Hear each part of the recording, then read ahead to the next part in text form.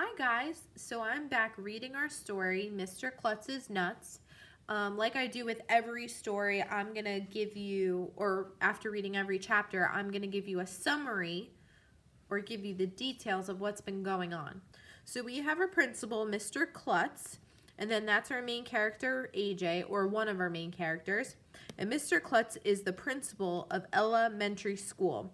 Now, Mr. Klutz is a little bit nuts because he rides skateboards into school and he hangs upside down in his office and he does a lot of fun, quirky things. One day, AJ got in trouble. He hit a hockey puck into a pole instead of into a net, and he got in trouble and was sent to the principal's office.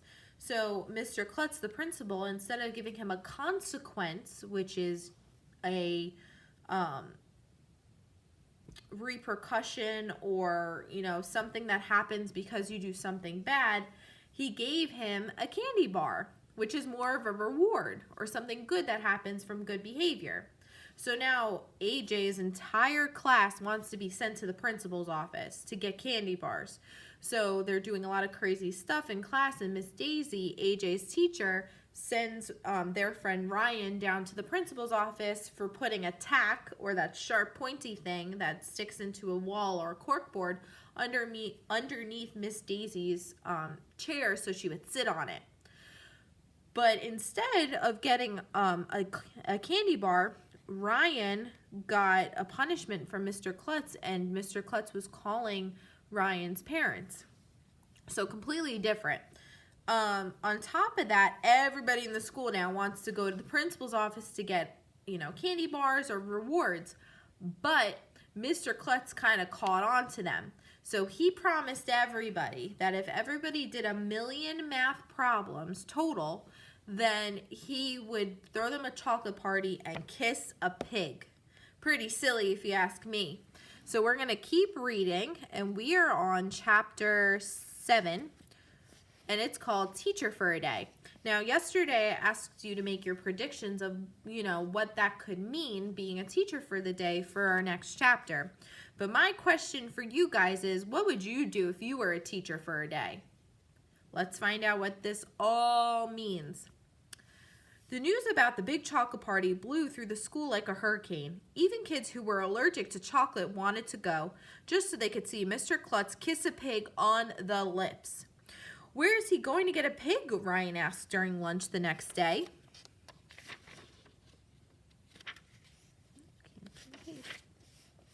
He could try AJ's house, Andrea said. That's so funny. I forgot to laugh, I said. I'm not entirely sure that pigs have lips, said Emily. Of course they have lips, I insisted. If they didn't have lips, how could they whistle? Ryan pointed out, Mr. Klutz is just trying to trick us into doing a lot of math problems. That's why we're having a chocolate party. Who cares, Michael said, as long as we get chocolate. So, boys and girls, I want you to tell me, would you do 1,000,000 math problems for a chocolate party? What would you do in order to get a party for your class? Now, I know Mrs. Halpern does a lot of good behavior and, reading books and getting them to the library, and that's how you guys get rewards. But what's another way that you could earn a party for your class? Let's find out some more. I think that only students who do math problems should be allowed to come to the chocolate party, said Andrea. Could you possibly be any more boring, I asked her. As it turned out, everybody was doing math problems. The whole school started doing math problems like crazy, even Ryan. You would have thought that Mr. Klutz was giving us gold and diamonds instead of chocolate. I did math problems for 20 minutes last night, Ryan bragged while we were waiting for Miss Daisy after recess. Oh yeah, Michael said. Well, I did math problems for 40 minutes last night.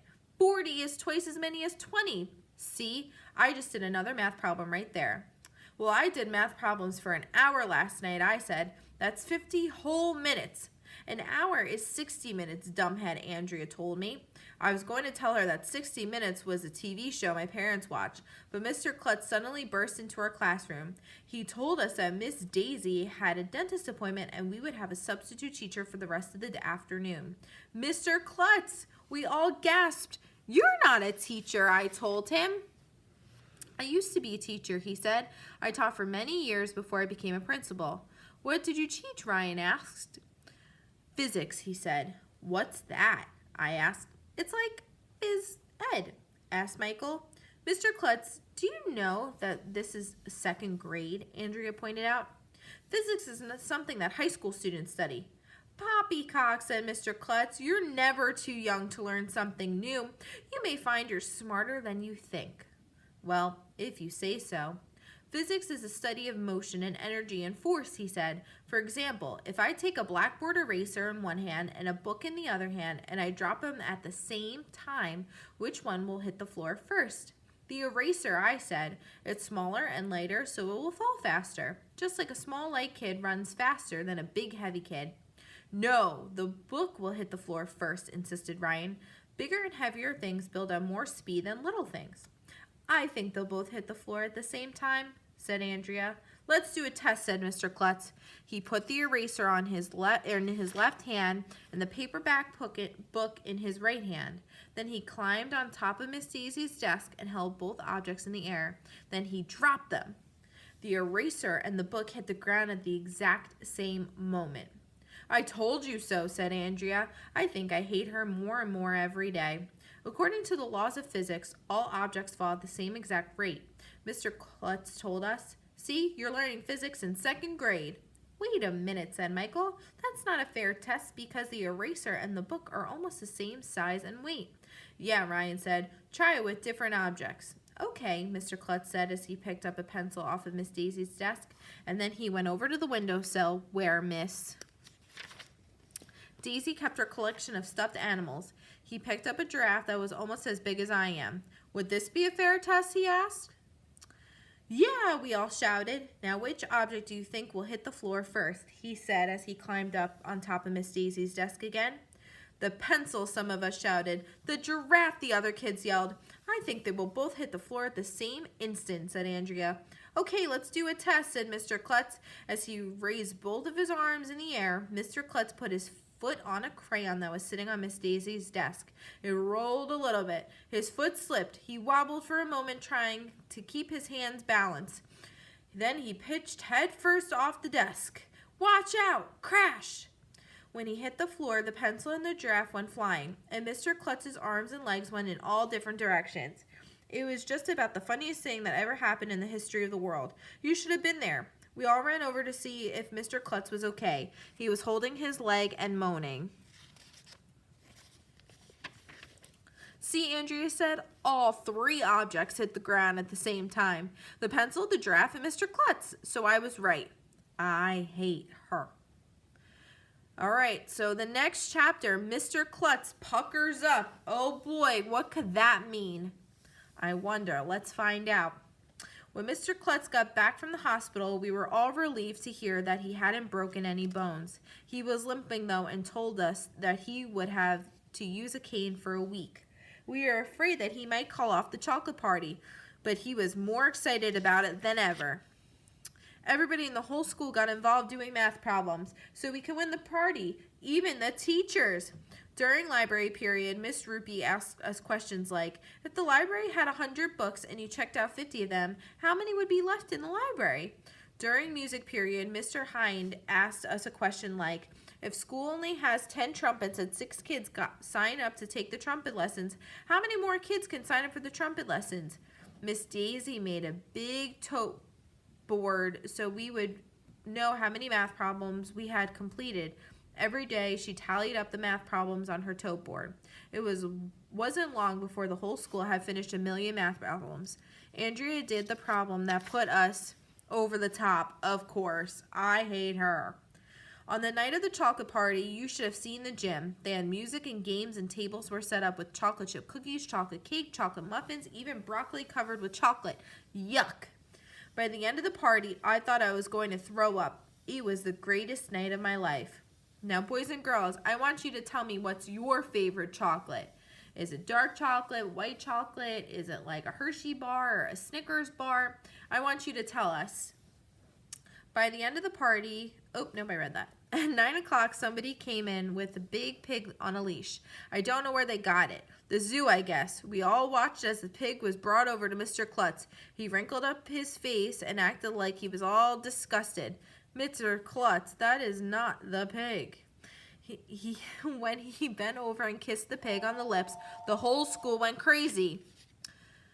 Even the pig freaked out, oinking and squealing and running around the gym until the grown-ups were able to catch it. It was a real Kodak moment, if you ask me.